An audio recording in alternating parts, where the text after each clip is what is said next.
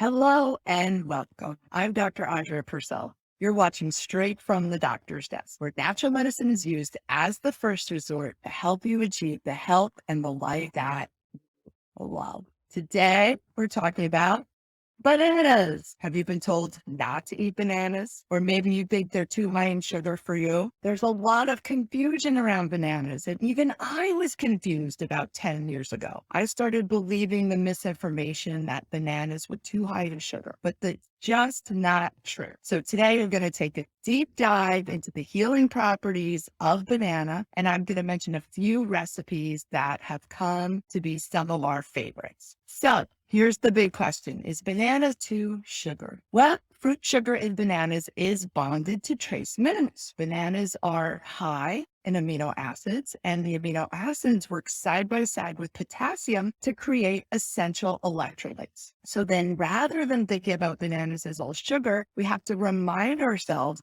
that bananas are made up of fiber, pulp, and water. They are an amazing digestive healer. They are in the category of resistant starch.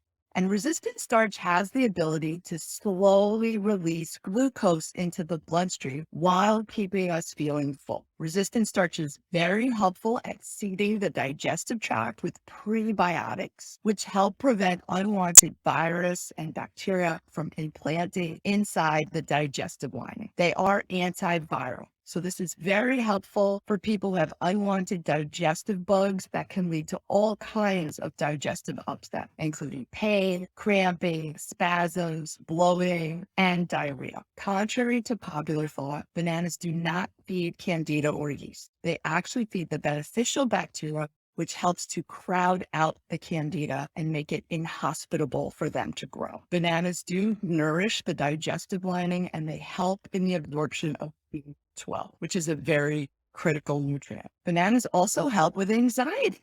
So they provide glucose to the brain, which creates a soothing effect. They're also high in tryptophan. And you may know that tryptophan naturally boosts serotonin. So the tryptophan in bananas helps soothe us to help with sleep issues, create a sense of calm, reduce anxiety, and alleviate depression. Sounds like a win to me.